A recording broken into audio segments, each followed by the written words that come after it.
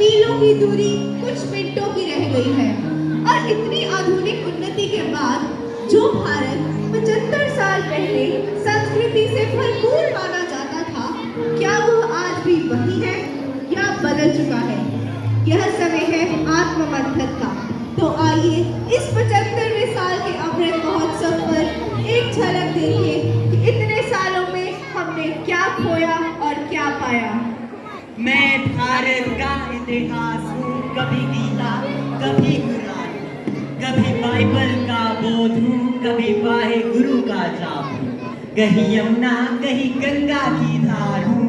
मैं भारत का इतिहास हूँ, मैं भारत का इतिहास हूँ। राष्ट्रीय प्रेम और निस्वार्थ सेवा मेरी मिट्टी सिखलाती है, मेरे वीर बहादुरों की गाथा हर फूल और डाली सुनाती है, हर फूल और डाली सुनाती है। आज मेरे भारत की आजादी को 75 साल हो गए। ये अवसर आजादी का महोत्सव है, नए संकल्पों का दिवस है, आजादी का अमृत महोत्सव है।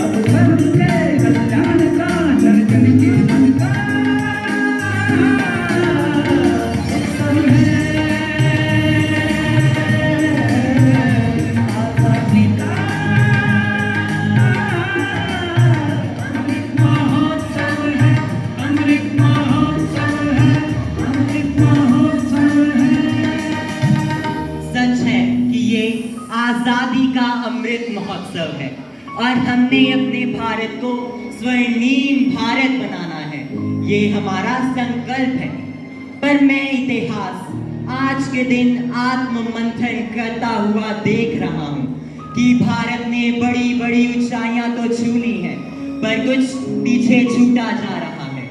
हमारी संस्कृति, हमारे मूल्य, पर्यावरण और बहुत कुछ।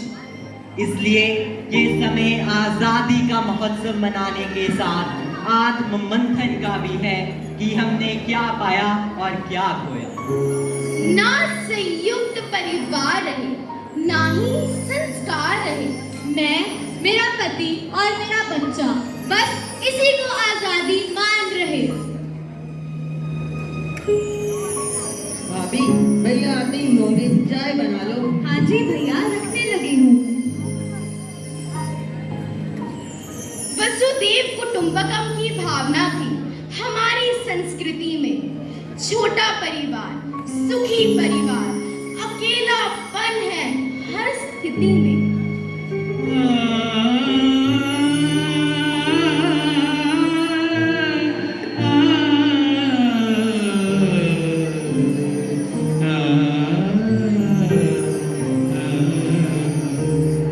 अकेलेपन की वजह से ही आज की जनरेशन नशे में डूबती जा रही है। क्या मेरे सपनों का भारत ये है? क्या मैंने ऐसे भारत के लिए अपना बलिदान दिया था? क्या सिर्फ युवा पीढ़ी इन हालातों के जिम्मेदार है?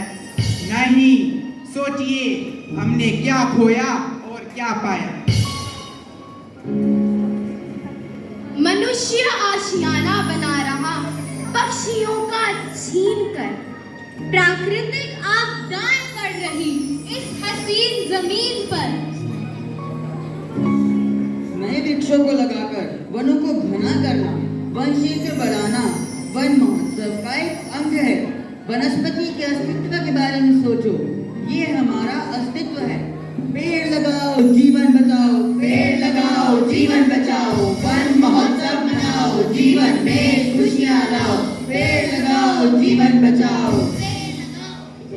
पेड़ पृथ्वी का आभूषण है, इसी से तो जीवन है। पहले हमें काटो फिर पेड़ों को काटना।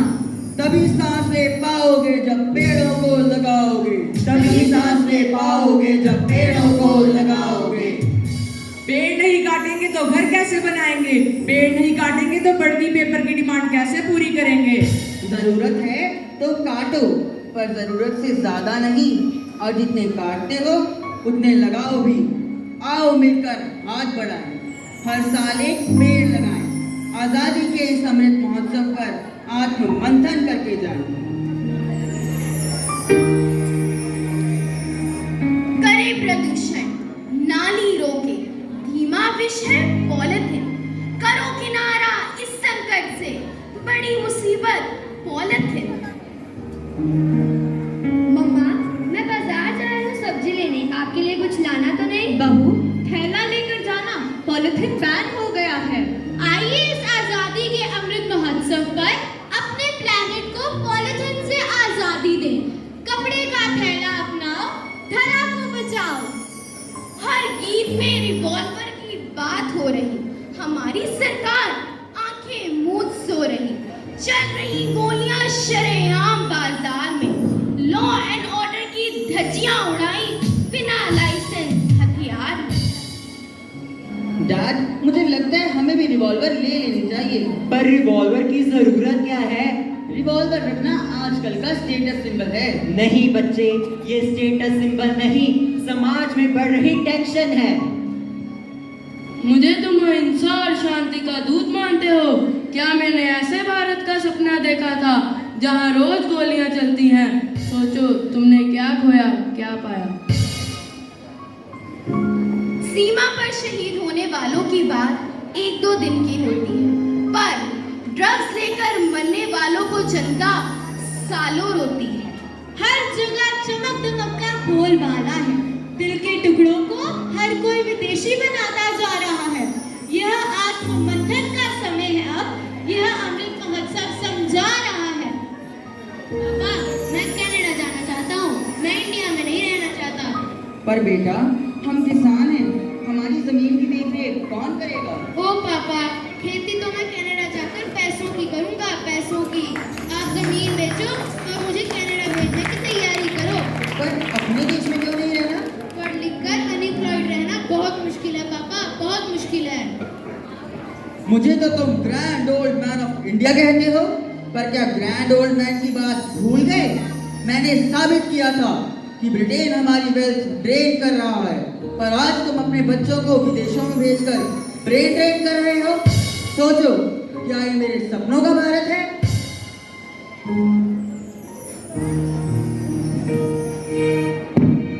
आओ फिर से विचार करें कि हमें हमारे देशभक्त और प्रभावी राजनेता कौन सा भारत सौंप कर गए थे।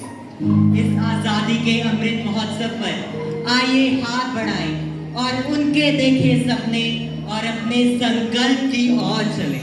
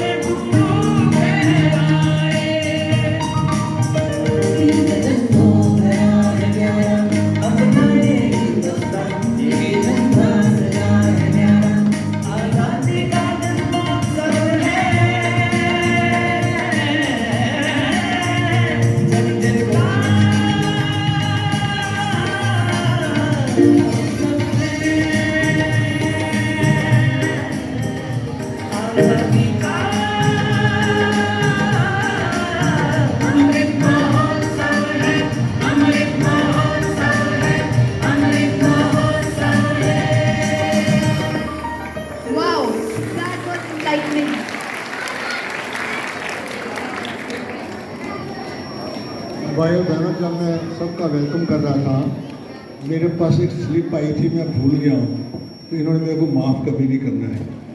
मैं inner wheel club Amritsar mid town उनके सदस्यों का भी बहुत बहुत यहाँ पर आने का स्वागत करता हूँ। और न्यू जन भी आया है, मिड टाउन न्यू जन दोनों आए हैं इनर व्हील क्लब, ये हमारे चेयरपर्सन मेरे को बता रही है। इनका सबका स्वागत है। Patriotism consists not only in waving flag, saluting the country, fighting for freedom, or by chauvinism, but for a real patriot, his every act should show patriotism. I would like to inform you that this dance performance is presented by Gyandeep students, which is a free school run by Bhavan Sisal Public School, where they are provided with education, books, uniform, stationery, transportation and midday meal. So let's see how they have united the whole India on one stage.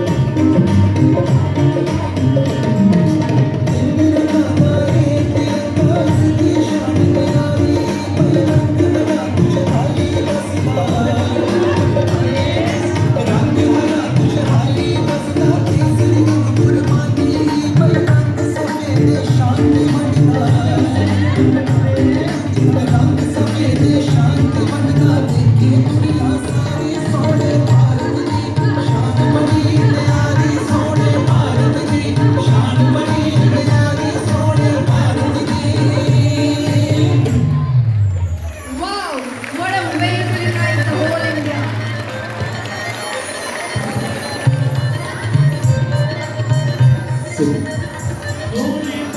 Our everyday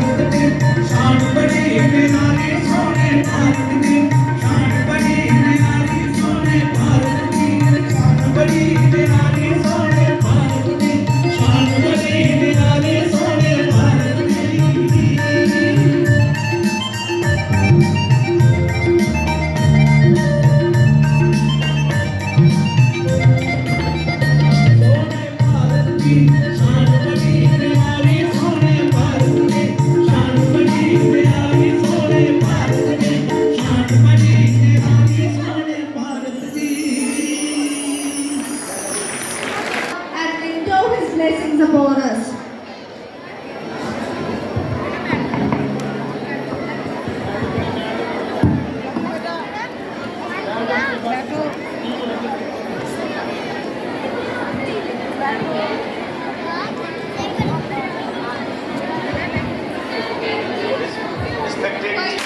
Thank you, sir, for your blessings.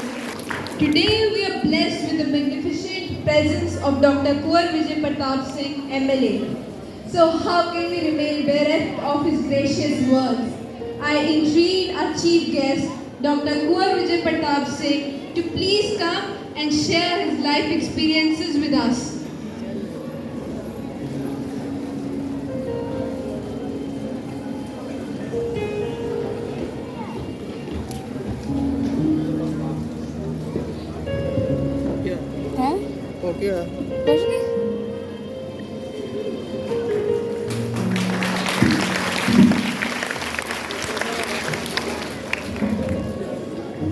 उत्तरं यत् समुद्रस्य हिमाद्रश्चैव दक्षिणं वर्षं तत् भारतं भारते यत्र सन्ततिः। जो देश हिंद महासागर के उत्तर में है और पर्वतराज हिमालय के दक्षिण में है, उस देश का नाम भारतवर्ष है और यहाँ के जो निवासी हैं वो भारतीय हैं। तो स्वतंत्रता के 50 वर्ष की उपलब्धि के अवसर पर हम अपनी मातृभूमि, अपने देश भारत देश को कोटि कोटि नमन करते हैं और समस्त भारतीयों को हार्दिक अभिनंदन करते हैं। जिस देश की कल्पना कई 100 साल पहले हमारे लोगों ने की थी, हमारे लिए एक खुशी का और गर्व का विषय है कि हम अपने देश को चाहे जिस स्वरूप में भी अभी है बहुत अच्छे तरीके से आगे लेकर के जा रहे हैं। और हमारा सबका एक ही उद्देश्य होता है कि हमारा देश तरक्की करे। देश तरक्की करता है तो जनता तरक्की करती है, नागरिक तरक्की करते हैं। इसमें बाधाएं काफ़ी आती हैं, बैरियर्स काफ़ी आते हैं और हर बैरियर को पार करते हुए हम तरक्की के रास्ते पर चलते जा रहे हैं। और आप देखेंगे कि अमेरिका है, रशिया है, चाइना है, ब्रिटेन है, फ्रांस और जर्मनी है, ये सारे विकसित राष्ट्रों की श्रेणी में आते हैं। तो विकसित राष्ट्र किसने बनाया है? तो वहाँ की जनता ने बनाया है। जापान भी विकसित राष्ट्र है, वहाँ की जनता ने बनाया है। मार्गदर्शन का काम सरकारें करती हैं और मार्गदर्शन जैसा होता है उसी तरीके से देश प्रगति करता है। हम अमृत महोत्सव मना रहे हैं, आज़ादी के 75 साल पूरे हो गए। आप देखेंगे अविनाश महेंद्रो जी ने सीधे सीधे शब्दों में इसी मंच से सच्चाई बयां कर दी और जिस रूप में इन्होंने बोला है सच्चाई है, बोलने में कोई हर्ज नहीं है, क्योंकि जो करते हैं कर्मशील होते हैं वही बोलते हैं और उनका बोलना अच्छा लगता है। तो जो कमियां रह गई हैं उन कमियों को हमें दूर करना है, उन कमियों को हमें दूर करना है। और वाकई 75 साल बहुत ज़्यादा हो गए। हमें उम्मीद से थी कि 10-15 साल में हम सारी कमियों को दूर कर लेंगे, हम नहीं कर पाए। बाधाएं रही, मार्गदर्शन की कमी रही। सचमुच नेता लोग स्वार्थ की भावना से प्रेरित होकर काम करते रहे। हमारी पार्टी की सरकार बननी चाहिए, प्रधानमंत्री किसको बनना है, मुख्यमंत्री किसको बनना है, इन्हीं सब चीज़ों में उलझ करके हम रह गए और देश प्रगति नहीं कर पाया। हमारे rotary governor doctor Dushyant Chaudhary साहब यहाँ आपके समक्ष अपने उद्गार व्यक्त कर चुके हैं। जम्मू से आए हैं और रोटरी जो 3070 है उसके गवर्नर हैं। बहुत सुंदर बातें इन्होंने की। मैं भी रोटरी क्लब का मेंबर हूँ। यहाँ आज अमृतसर में 18 रोटरी क्लब बने हुए हैं। आपको जानकर हैरानी होगी कि रोटरी क्लब में प्रेसिडेंट होते हैं, हर रोटरी क्लब के प्रेसिडेंट होते हैं और डिस्ट्रिक्ट के गवर्नर होते हैं। तो मैं जब भी रोटरी के प्रोग्राम में जाता था मैं इन लोगों को यही बोलता था कि देखिए आप लोग रोटरी के गवर्नर बनते हैं, रोटरी के प्रेसिडेंट बनते हैं, लेकिन थोड़ा सा बाहर निकल करके प्रेसिडेंट गवर्नर बनने का प्रयास कीजिए तो देखिए जो सपने अधूरे हैं भगत सिंह के, चंद्रशेखर आजाद के, सुभाष चंद्र बोस के, वो सपने पूरे हो जाएंगे।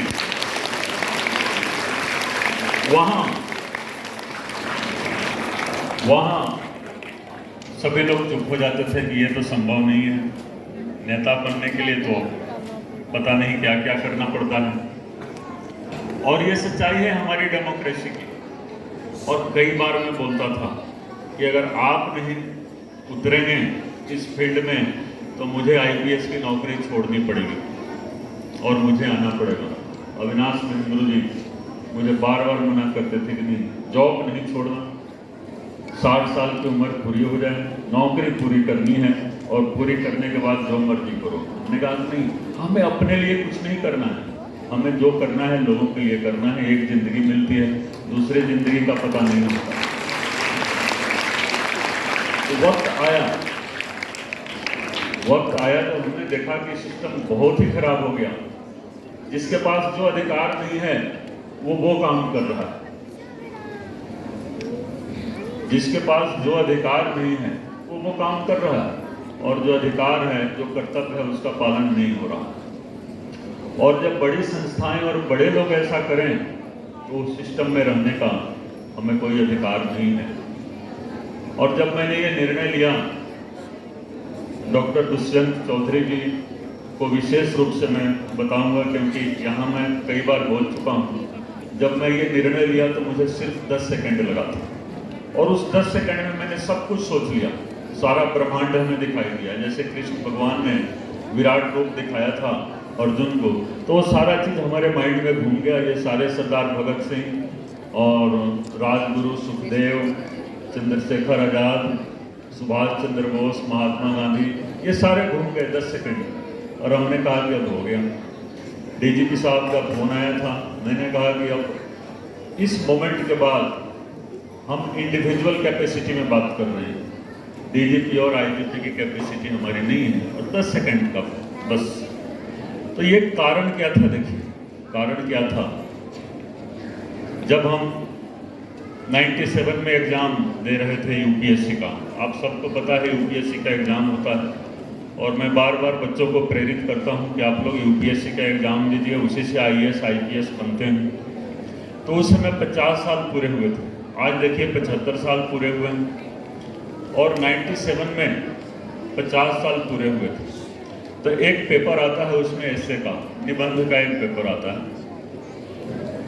तो सबने तैयारी की थी कि आज़ादी के 50 साल हुए हैं, इस पर तो क्वेश्चन आएगा ही आएगा,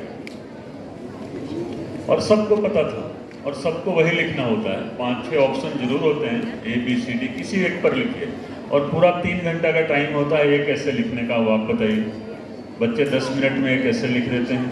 बच्चे ध्यान से सुनो, इधर देखो, ऐसे तुम्हें भी लिखना पड़ेगा। आप लोग 10 मिनट में ऐसे लिख देते हैं, और यूपीएससी के इम्तहान में 3 घंटा का टाइम होता है एक ऐसे लिखने का। 2-3 साल से अब 2 ऐसे हो गए हैं, आपको 2 ऐसे लिखना है, पहले एक ऐसे लिखना होता था, और 3 घंटा। तो सबने तैयारी की थी आज़ादी के 50 वर्षों में भारत की उपलब्धि। मैं श्री अविनाश महेंद्र जी के उद्गारों के ऊपर आ रहा हूँ, इन्होंने जो बातें कही हैं मैं उसी को आगे बढ़ा रहा हूँ। सबने तैयारी की थी कि आज़ादी के 50 वर्षों में भारत की उपलब्धि क्या रही। प्रश्न भी आया, और प्रश्न क्या था? स्वतंत्रता के 50 वर्षों में हमने क्या नहीं सीखा। स्वतंत्रता के 50 वर्षों में हमने क्या नहीं सीखा। जिसने तो बैलेंस तैयारी की थी उन्होंने तो लिख दिया, और जिन्होंने गुणगान किया था वो या तो वही लिखे या लिख नहीं पाए। तो आप देखें प्रश्न को किस तरीके से घुमाया गया था कि स्वतंत्रता के 50 वर्षों में हमने क्या नहीं सीखा। और आज 75 वर्ष पूरे हो रहे हैं, उसके बाद 25 साल हो गए। जब हम इम्तहान दे रहे थे 50 साल पूरे हुए थे, और नौकरी छोड़ दी, अब नए स्वरूप में आए हैं, 25 साल और आगे बढ़ गया। और इसमें हम देखेंगे जो क्या नहीं सीखा है वो ज़्यादा बढ़ता जा रहा है, वो ज़्यादा बढ़ता जा रहा है। कारण क्या है कि एथिक्स की कमी आई है हमारे अंदर, हमारे देश में, जो लोगों में, और ख़ास करके जो लीडरशिप है, जो पॉलिटिक्स है, उसमें नैतिकता में गिरावट आई है, बहुत ज़्यादा गिरावट आई। आज़ादी मिली थी, 10-12 साल तक उन लोगों ने देश को चलाया जिन लोगों ने देश को आज़ाद करने में बहुत बड़ी भूमिका निभाई थी। लेकिन बाद में कई अलग अलग तरीके से वोट लिया जाता है। अगर मान लीजिए कि आज भी मुस्तफ़ाबाद को वोट बैंक माना जाता है, फैजपुरा को वोट बैंक माना जाता है कि पैसे दे दो जी वोट ले लो, तो नेता नहीं चाहेंगे कि वहाँ पर तरक्की हो, कभी नहीं चाहेंगे।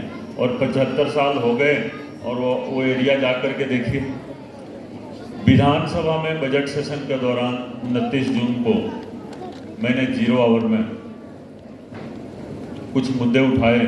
हमने यही कहा, आज अमृत महोत्सव मना रहे हैं, मैंने विधानसभा में हमने ही कहा कि आज़ादी के 75 साल होने वाले हैं और हम अमृत महोत्सव मना रहे हैं और हमारा शहर अमृतसर है। अमृत महोत्सव हम मना रहे हैं और हमारा शहर ही अमृतसर है। देखिए, अमृत महोत्सव और हमारा शहर अमृतसर। और हमारे शहर में पीने के पानी की बहुत बड़ी समस्या है। पीने का पानी और सीवरेज का पानी इकट्ठा आता है। हमने कुछ मोहल्लों का नाम लिया जिसमें विजयनगर, गोपाल नगर, रामनगर कॉलोनी, मुस्तफाबाद, फैजपुरा, ग्रीनफील्ड, करमपुरा, इन सारे मोहल्लों का हमने नाम लिया। ये जरूरत क्यों पड़ी?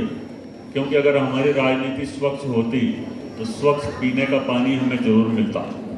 इसलिए हमने ये मुद्दा उठाया था और हम उस पर काम कर रहे हैं। लेकिन अगर आज़ादी के 75 साल पूरा होने पर भी जब हम अपनी कॉन्स्टिट्यूएंसी में हम जाते हैं तो लोग कहते हैं कि ये पानी, ये सड़क, ये सीवरेज, तो क्या 75 साल में हम ये भी नहीं कर पाए? और नेता कहते हैं कि हमने तो बहुत विकास कर दिया जी। तो वो विकास नहीं है। और हर साल वही सड़क बनती है, हर साल उसी सीवरेज पर काम होता है और हर साल वही गंदा पानी आता है, तो ये विकास नहीं। ठीक है, हम मिसाइल बना चुके हैं, हम एटम बम बना चुके हैं, ये हमारी उपलब्धि है। साइंस और टेक्नोलॉजी के क्षेत्र में हम बहुत प्रगति कर पाए हैं। लेकिन देखिए, जो लोग ये करते हैं, ये बनाते हैं, अब वो ज़्यादातर लोग बाहर चले जाते हैं। क्यों बाहर चले जाते हैं? क्योंकि यहाँ संभावनाएं नहीं हैं। ये बच्चे भी 10वीं के बाद सोचने लगते हैं कि 12वीं पास करें और 12वीं के बाद देखिए आईलेट सेंटरों में ये जाते हैं। और बहुत सारे कॉलेज बंद हो गए और बहुत सारे कॉलेजों में बहुत सारे क्लासेज भी बंद हो गए, हो ही नहीं रहे। क्यों नहीं हो रहे? बच्चे यहाँ रहना नहीं चाहते हैं, गार्जियन यहाँ कोई अपने बच्चे को रखना नहीं चाहता है। सिविल लाइन एरिया में बड़े बड़े हमारे डॉक्टर हैं और कोई भी डॉक्टर MBBS के बाद अपने बच्चे को पंजाब में या इंडिया में नहीं रखना चाहता है, सभी लोग बाहर भेज रहे हैं। तो ऐसी क्या परेशानी आ गई? जब मैं +2 कर रहा था उसमें कॉलेज में +2 होता था, अभी स्कूल में +2 हो रहा है। मैं पटना साइंस कॉलेज में पढ़ता था, तो हमारे साथ के जो स्टूडेंट्स थे वो सभी IIT करना चाहते थे कि IIT करेंगे और IIT करने के बाद TCS, टाटा कंसल्टेंसी सर्विसेज के थ्रू हमें बाहर अमेरिका जाने का मौका मिलेगा। थोड़े दिन के लिए जाएंगे और वहीं पर काम करना शुरू कर देंगे। ये स्टार्टिंग से ही ये भावना मन में होती थी। हमने कहा कि ठीक है। हमने फिर IPS की तैयारी शुरू कर दी। हमने कहा कि देश में ही सेवा करनी है और ठीक है, वसुधैव कुटुंबकम हम जरूर कहते हैं, लेकिन सेवा हमें अपने देश की करनी है। जब तक देश की सेवा हम नहीं कर पाते हैं तो दुनिया के बारे में सोचने का हमारा अधिकार नहीं रहता। देखिए, सीधा मैं नौकरी के ऊपर आता हूँ। हर आदमी को सरकारी नौकरी चाहिए। यहाँ मैं देख रहा हूँ अमृतसर में हर डिपार्टमेंट है, हमें पता भी नहीं है कि इतने डिपार्टमेंट हैं। नौकरी सबको चाहिए, नौकरी सबको चाहिए। काम करने की बारी आती है तो काम नहीं करना है, रिश्वत। कोई ऐसा ऑफिस बता दीजिए। ठीक है, एक्सेप्शन होते हैं, बहुत सारे अफसर हैं जो रिश्वत नहीं लेते हैं, ईमानदारी से काम करते हैं। लेकिन चाहे आपको लाइसेंस बनवाना है, आर्म्स लाइसेंस बनवाना है, सीधा सीधा पैसा आपको देना है। अगर आपको ड्राइविंग लाइसेंस बनाना है, सीधा सीधा पैसा देना है। अभी हमने असेंबली में एक और क्वेश्चन उठाया था कि अगर आपको हैवी व्हीकल का लाइसेंस बनाना है तो मुक्तसर जिला में एक ही सेंटर है, वहाँ जाकर आपको ट्रेनिंग लेनी पड़ेगी। ट्रेनिंग वगैरह कुछ नहीं होता है, वो माफिया का राज वहाँ पर है। तो ये माफिया राज खत्म करना होगा और हम मिल करके ही खत्म करेंगे। हमें सबको एकजुट होना पड़ेगा। और एकजुट होकर के काम करना पड़ेगा। मैं फिर नौकरी की बात कर रहा हूं। आपको नौकरी चाहिए तो नौकरी कीजिए। नौकरी को अंग्रेजी में क्या बोलते हैं? या नौकर को जॉब, और नौकर को क्या बोलते हैं? सर्वेंट। और सरकारी नौकर को क्या बोलते हैं? Government servant. बहुत अच्छा, थैंक यू। अब मान लो गवर्नमेंट सर्वेंट है तो आप नौकरी तो कीजिए ना। नौकरी किस तरीके से करनी चाहिए? नौकर की तरह करनी चाहिए। अब आप बताइए, नौकरी मिल जाती है तो आप साहब बन जाते हैं? बोलिए, नौकरी भूल जाते हैं? तो नौकरी करनी है तो नौकर की तरह करना है। बोलिए, आप करोगे नौकर की तरह? बोलो बोलो बोलो, यस कि नो? यस ज्यादा है कि नो ज्यादा है? मैं क्वेश्चन रिपीट करता हूं। देखो, अगर हमें नौकरी चाहिए, हम सभी चाहते हैं ना कि हमें नौकरी मिले, तो नौकरी की तरह करनी है कि नहीं करनी है? करनी है। तो हमें नौकर बनकर काम करना है कि नहीं? नौकर बन के काम करना है। किसका नौकर? जनता का नौकर। डेमोक्रेसी में मालिक कौन होता है? जनता होता है। तो हर पब्लिक सर्वेंट को, हर गवर्नमेंट सर्वेंट को नौकर बन करके काम करना होगा, तभी हमारी डेमोक्रेसी मजबूत होगी। हमारी डेमोक्रेसी मजबूत होगी। आपने जितना यहाँ कार्यक्रम आपने किए डेमोक्रेसी को मजबूत करने के लिए, आपने दिखाया कि डेमोक्रेसी को मजबूत करने के लिए किस तरीके से शहादत दी गई, किस तरीके से बलिदान किया गया। तो इसलिए हम सभी पब्लिक सर्वेंट को यही बोलते हैं कि आप पब्लिक सर्वेंट हैं और पब्लिक सर्वेंट की तरह काम कीजिए। अगर पब्लिक सर्वेंट की तरह काम करते हैं तभी हमारा देश तरक्की करेगा और तभी हमारा प्रजातंत्र मजबूत होगा। प्रजातंत्र मजबूत होना चाहिए कि नहीं? बताओ, होना चाहिए। तो प्रजातंत्र में वोट तो नहीं बिकना चाहिए, वोट नहीं बिकना चाहिए। तो हमें प्रजातंत्र को मजबूत करना है। मैं इस स्कूल के बारे में थोड़ा सा जानकारी दूंगा, क्योंकि मैं शुरू से, जब से मैं नौकरी में आया था, IPS किया था, तभी से भवन एसल पब्लिक स्कूल के साथ जुड़ा हुआ और मेरे बच्चे भी यहीं पढ़ते थे। तो जब मैं गुरदासपुर में था तो एक फंक्शन के लिए आया था, तो ऐसे ही स्टेज से बात करते करते मेरे मुंह से बात निकल गई कि ये स्कूल इतना अच्छा है और यहाँ संस्कार इतना अच्छा दिया जाता है कि जब कभी हमारी पोस्टिंग होगी अमृतसर में तो हम अपने बच्चों को यहीं पढ़ाएंगे। और 3 महीने बाद देखिए यही पोस्टिंग हो गई अमृतसर में, तो हमने अपने बच्चे यहीं पढ़ाए। मैडम को पता है, डॉक्टर अनीता बल्ला जी डायरेक्टर प्रिंसिपल इस स्कूल के हैं। जिस तरीके से डॉक्टर दुष्यंत चौधरी जी ने बताया, बाहर का फंक्शन, ये तो इनके लिए रूटीन का काम है। डॉक्टर साहब, रूटीन का काम है। बस इन्होंने अपने स्टाफ में भी संस्कार बनाए हैं और मार्गदर्शन देखिए, मार्गदर्शन अविनाश महेंद्र जी का है और वो सारी उनकी जो टीम है, आपके दाहिने और बाएं जितने भी हमारे व्यक्तित्व बैठे हैं, मैं इनको व्यक्ति नहीं व्यक्तित्व बोलता हूँ, पर्सनालिटी, ये सभी मिल करके एक टीम के रूप में काम करते हैं। तो इसलिए आपने देखा 5 से 10 मिनट में ये सारा ये सेटल हो गया और हम उसी तरीके से मना रहे हैं। और सबसे ज़्यादा जो बच्चों के माता पिता यहाँ आए हैं उनका मैं धन्यवाद करूँगा कि इस स्कूल को आप अपना स्कूल मान करके चल रहे हैं। जिसको जहाँ जगह मिल गई, स्टेयर्स पर जगह मिल गई, आप वहीं बैठ करके आप आनंद ले रहे हैं इस प्रोग्राम का। तो मैं आप लोगों का विशेष रूप से धन्यवाद करूँगा। और ये अपनापन जो है, ये लगाव है स्कूल के साथ, ये और ऊंचाइयों पर ले जाते हैं। मैं बच्चों के लिए जयशंकर प्रसाद जी की एक छोटी सी कविता का 2 लाइन सुनाऊंगा जो देशभक्ति से रिलेटेड है और आप लोगों को याद होगा, हिमाद्री तुंग श्रृंग से। आप लोग पढ़े हो? हिमाद्री तुंग श्रृंग से प्रबुद्ध शुद्ध भारती, पढ़े हो?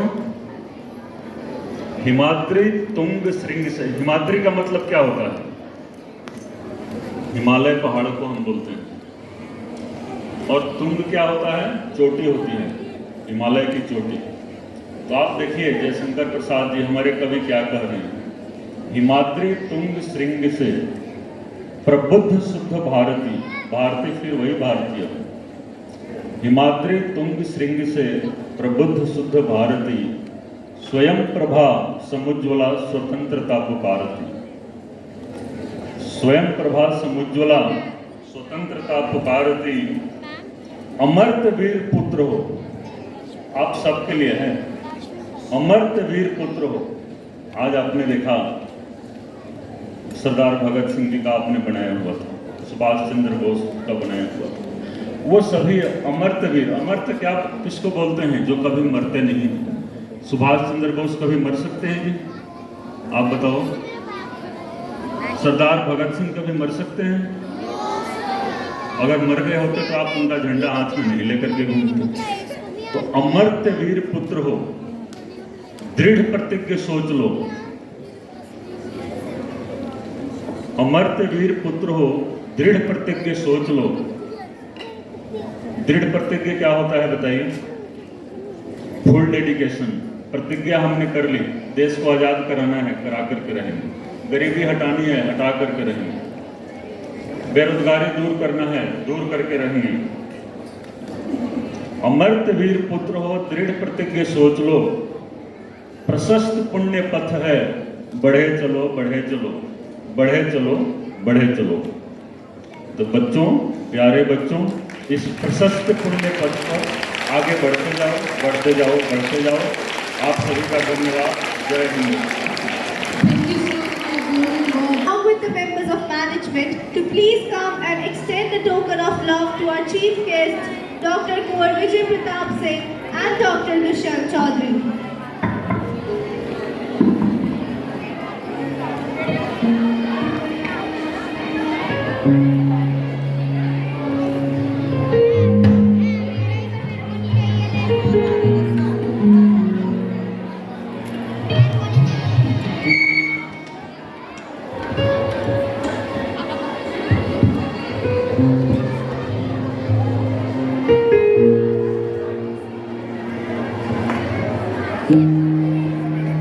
Hardik.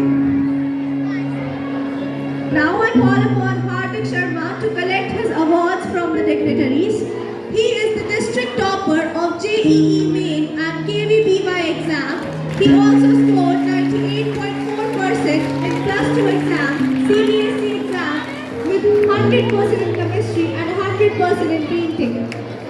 Let's emphasize on the fact that he is the district topper in JEE Main. Now it's time to reward the recent toppers of class 12. Bhavika is the commerce topper with 98.8% and 100 in accounts and 100 in music. Vanchita with 98.6% is the science topper with 100 in English and 100 in chemistry. Parents and teachers, please maintain discipline. Parents, please be with us for another 5 minutes. We are just appreciating the performance of the students.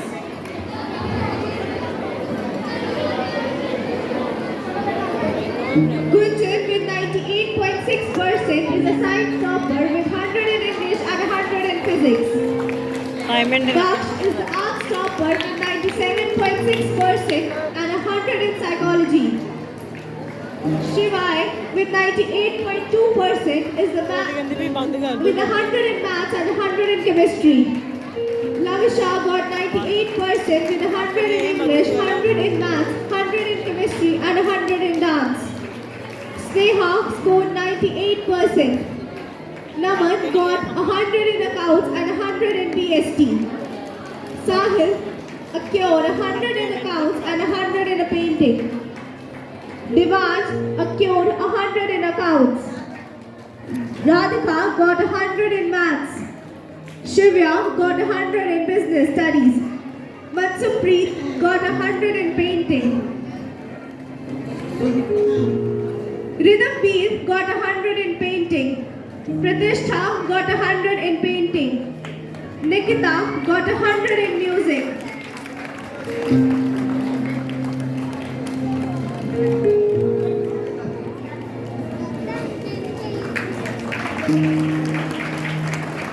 Jasmine got 100 in dance. Rithi got 100 in dance. Harnoordeep got 100 in dance. Kashish Sharma got 100 in physical education.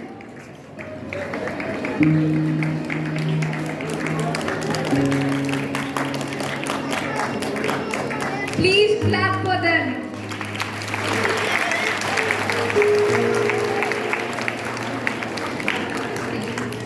Now it's time to award Little Tots. Advita Podar of Nursery Standard.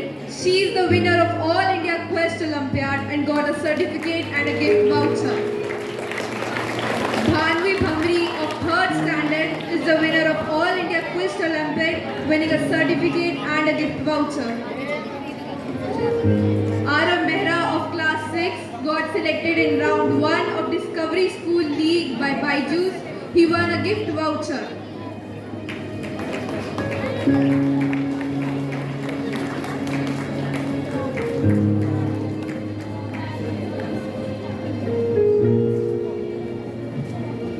Divyanshu Marwaha of 9th Standard got selected in round 1 of Discovery School League by Byju's, winning a gift voucher. Yatin Jaitley of Class 9 won Best Heritage Club Award 21 to 22. Amishi, a student of Class 9, won Heritage Award. Ananya, Class 9 student, won Sri C. Subramanian Award 21 to 22 for excellence in character.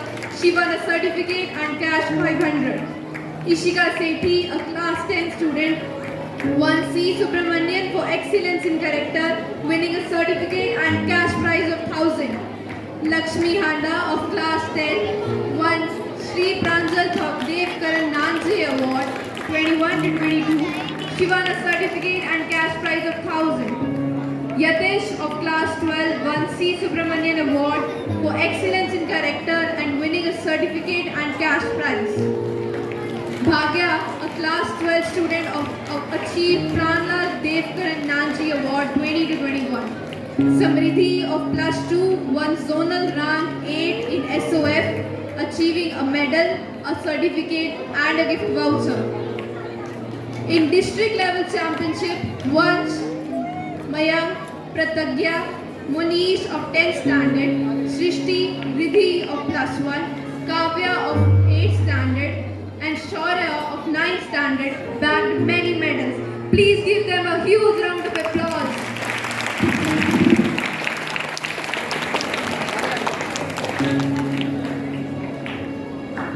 Bhavan's Darshan is a monthly magazine published by Bhavan Zesel Public School. So I request our honorable chief guest, along with the members of management and other guests, to please release this month's magazine.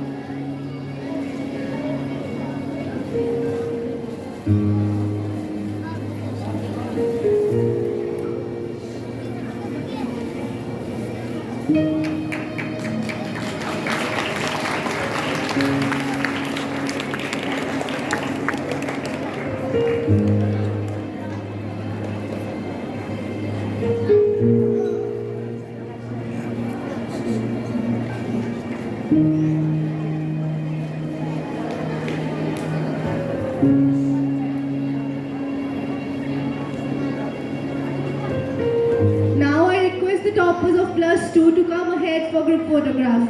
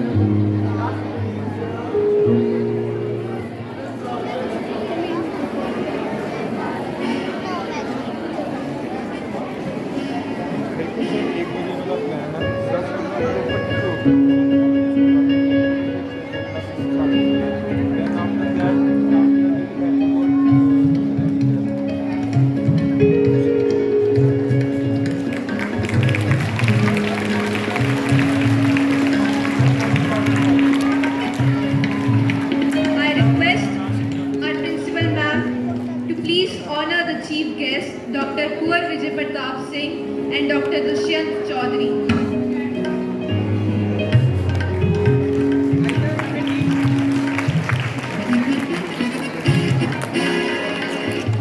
हम